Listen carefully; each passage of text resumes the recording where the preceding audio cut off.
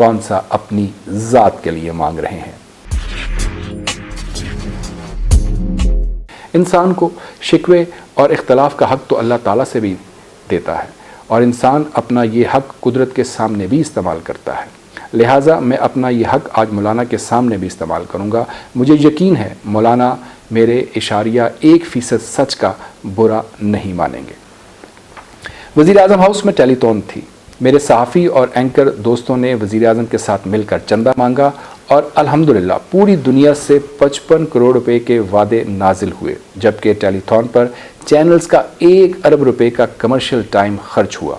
हुकूमत अगर इस खवारी के बजाय टेलीविज़न चैनल्स को हुक्म देती कि आप अपने अपने 3 घंटे कमर्शियल को दें, शाम 4 बजे से 7 बजे तक सिर्फ इश्तिहार और पेड कंटेंट चलाएं और इससे जितनी रकम मिले वो आप कोरोना फंड को दे दें, तो यकीन करें 55 करोड़ रुपए से ज़्यादा रकम जमा हो सकती थी। लेकिन हम क्योंकि भीख का आलमी रिकॉर्ड कायम करना चाहते थे, लिहाजा हमने वो कायम कर दिया। कोरोना इस वक्त 210 मुल्कों में है, लेकिन हमारे वज़ीर आज़म दुनिया के वाहिद हुक्मरान हैं जिन्होंने लॉकडाउन में फंसे लोगों से चंदा मांगा और आखिर में सिर्फ 55 करोड़ रुपए के वादे मिले। मुल्क में रोज़ इससे दुगना टोल टैक्स जमा हो जाता है। हुकूमत ने आखिर में चंदे में बरकत डालने के लिए मौलाना तारिक जमील को भी टेलीथॉन में झोंक दिया और मौलाना ने दुआ से पहले पूरी कौम को मीडिया समेत झूठा करार दे दिया। मैं मौलाना की ऑब्जर्वेशन की तौहीन नहीं करता। मौलाना जानते हैं कौम में तबलीगी जमात के 1 करोड़ कारकुन भी शामिल हैं। अगर पूरी कौम झूठी है तो फिर ये मुबल्लिग सच्चे कैसे हो सकते हैं। पीछे रह गया मीडिया, तो मैं मीडिया वर्कर की हैसियत से चंद सच सामने रखना चाहता हूँ। मौलाना ख़ुद फैसला कर लें हम लोग कितने झूठे हैं। हमने चीन को $250 मिलियन की इमदाद और $500 मिलियन की ग्रांट पर तैयार कर लिया था। हम वज़ीर आज़म मियाँ नवाज शरीफ को चीन ले गए। वज़ीर आज़म ने सिर्फ कहना था और चीन ने हमें $750 मिलियन दे देने थे। लेकिन सुबह नाश्ते की मेज़ पर नवाज शरीफ ने मुझे और वज़ीर ख़जाना सरताज अज़ीज़ को कहा, मैं चीन से पैसे नहीं मांगूंगा। मुझे नवाज शरीफ से बच्चों जैसी हरकत की तवक्को नहीं थी। मुझे वज़ीर आज़म के तर्ज़ अमल पर बहुत अफसोस हुआ। आप ज़रा सोचिए, जो वज़ीर आज़म माशी हालात की ख़राबी के बावजूद चीन से इमदाद नहीं मांग रहा, वो बच्चों जैसी हरकत कर रहा था, और वो जो टेलीथॉन में पूरी दुनिया से मांग रहा है वो ईमानदार तरीन है। हम भी क्या लोग हैं। ये वफाकी वज़ीर उमर अयूब के वालिद गौहर अयूब का लिखा हुआ सच है और मैं ये सिर्फ रिप्रोड्यूस कर रहा हूँ। लेकिन मुझे आज सारा दिन जितनी गालियाँ पड़ेंगी मौलाना उनका तसव्वुर भी नहीं कर सकते, और हम लोग इस फ़ज़ा में सच बोलते और लिखते हैं। मौलाना ख़ुद इस चैनल के मालिक का नाम नहीं ले रहे जिसने कहा था चैनल बंद हो सकता है लेकिन झूठ नहीं रुक सकता। लेकिन वो लोग जो रोज़ जाबिर हुक्मरानों के सामने पूरे नाम लेकर सच बोलते हैं वो सारे के सारे झूठे हैं। सच तो ये है इस मुल्क में सच को मशकूक बना दिया गया है। हम जनरल परवेज़ मुशर्रफ, शौकत अज़ीज़, आसिफ अली ज़रदारी और मियाँ नवाज शरीफ के अच्छे कामों का एतराफ़ भी करें तो पाकिस्तान तहरीक इंसाफ के ऑफिशियल पेजेस से गालियों के दहाने खुल जाते हैं। मौलाना ये भी छोड़ दें, सिर्फ ये बता दें क्या ये सच नहीं हम एक भिखारी मुल्क थे, पूरी दुनिया हमें मंगता समझती थी, लेकिन हमने अब वज़ीर आज़म को भी चंदे पर लगा दिया। ये भी अब दिल खोल कर दें की सदा लगा रहे हैं, और लोग इसके बाद जब कहते हैं खुदा खौफी करे तो जवाब आता है वज़ीर आज़म कौन सा अपनी ज़ात के लिए मांग रहे हैं। हमने मुल्क में अपनी आँखों से बड़े बड़े दिलचस्प वाक़यात देखे हैं, लेकिन ये मंज़र पहली मर्तबा देखा। अब्दुल सत्तार ईदी के साहबजादे फैसल ईदी खुद लोगों से चंदा लेकर चंदे का चेक बनाते हैं और ये चेक वज़ीर आज़म को दे देते हैं और वज़ीर आज़म वो वसूल भी कर लेते हैं। और वज़ीर आज़म ख़ुद डियोस में खड़े होकर कह देते हैं मेरा ये दौरा मेरे दोस्त इमरान चौधरी ने स्पॉन्सर किया था। और ये सच की इस फहरिस्त के वो इशारिया 1% सच हैं जो जबर के इस मौसम में भी मीडिया ने बोले। लेकिन तारीख़ की ईमानदार तरीन हुकूमत क्या करती है।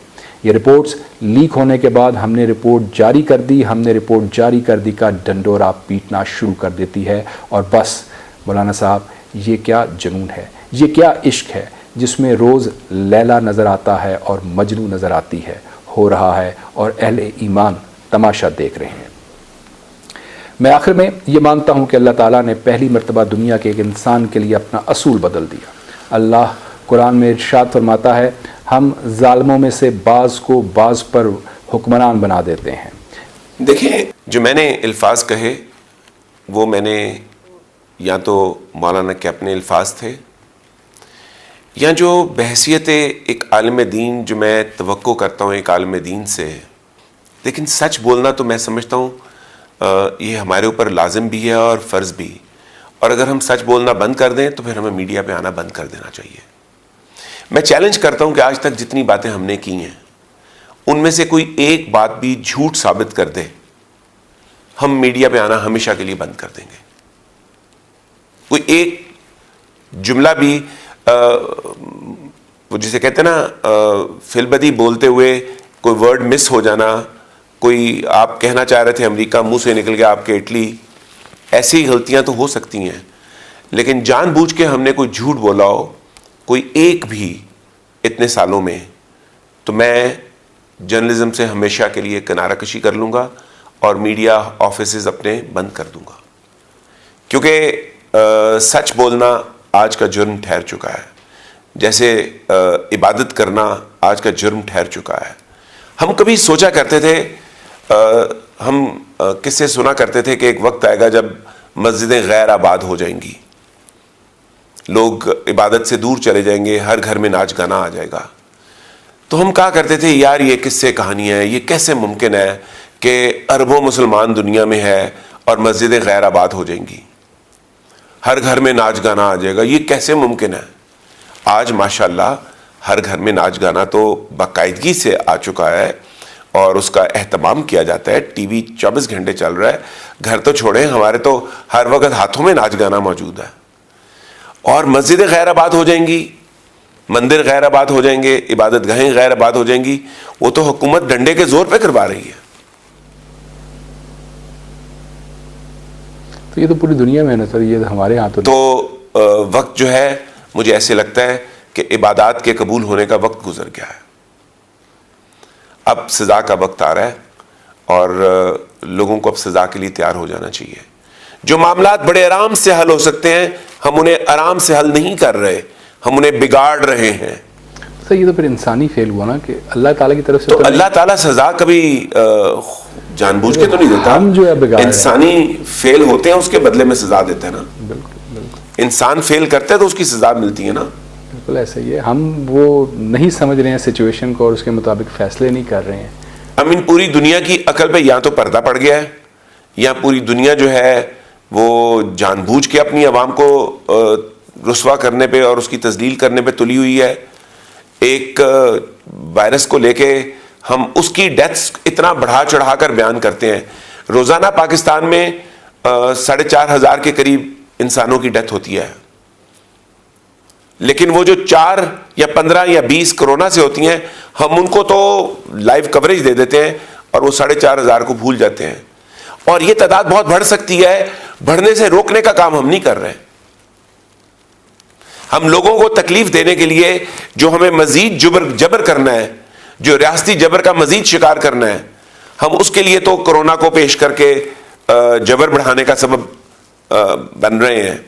لیکن ہم اس کو ختم کرنے کے لیے, اس کی جڑیں توڑ دینے کے لیے کوئی اقدام اٹھانے کو تیار نہیں.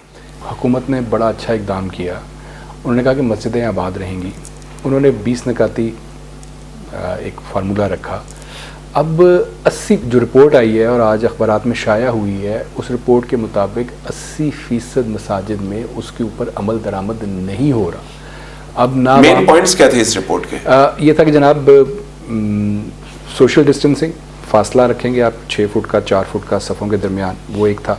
ماسک تھا, ماسک کمپلسری تھا ہر نمازی کے لیے. وہ تیسرا یہ تھا کہ 50 سال سے جو زائد عمر کے لوگ ہیں وہ مسجد میں نہیں جائیں گے اور نابالغ 20 سے کم جو ہے وہ بھی نہیں جائیں گے. تو ہم 2 مہینے سے کیا کہہ رہے ہیں؟ ہم یہ کہہ رہے ہیں کہ ان کو تو لاک ڈاؤن میں ڈال دیں 50 اور 20 سے نیچے والوں کو. اب میرا اور باقی کو خالی مسجد میں جانے کی اجازت کیوں دے رہے ہیں؟ باقی کو کاروبار بھی کرنے دیں. لوگ کتنی قسم پرسی میں اس وقت آپ سوچ نہیں سکتے. سر دا پوائنٹ از کہ اس کے اوپر جو ہے وہ عمل درآمد نہیں ہو رہا، نہ کوئی سوشل ڈسٹینسنگ کا خیال رکھا جا رہا ہے، نہ کوئی ماسک پہن رہا ہے. جب عمل درآمد حاکم وقت کروائیں گے پراپر طریقے سے اور یہ سوچ کے کروائیں گے کہ اس کا انجام کیا ہوگا. میں آپ سے یہ کہوں کہ چھت پہ چڑھ کے چھلانگ لگا دیں تو اس پہ عمل درآمد کتنے لوگ کر دیں گے؟ کوئی بھی نہیں کرے گا. اگر آپ لوگوں سے کہہ رہے ہیں کہ بھوک سے مر جاؤ، ایک غریب آدمی سارا دن دہاڑی لگانے کے بعد گھر جاتا ہے اور جا کے بیوی بچوں کی بھوک برداشت کرتا ہے، آپ اس سے کیا توقع کریں گے؟ وہ آپ کی کیا سنے گا؟ وہ کہیں دبا کر نہیں جائے گا نا. اور اس کو نہیں کسی نے سمجھایا کہ تمہیں ماسک پہن کے آنا ہے، اس کو نہیں کسی نے بتایا کہ تم 50 سال سے بڑے ہو تو تمہارے گھر میں راشن حکومت پہنچائے گی. یہ وہ حکومت ہے جو جبر کی حکومت بن چکی ہے، جو ظلم کی حکومت بن چکی ہے. خدا کہتا ہے کہ کفر کی حکومت جو ہے وہ قائم دائم بھی رہ سکتی ہے اور توانا بھی رہ سکتی ہے، لیکن ظلم اور جبر کی حکومت جو ہے یہ نہ قائم رہ سکتی ہے نہ دائم رہ سکتی ہے.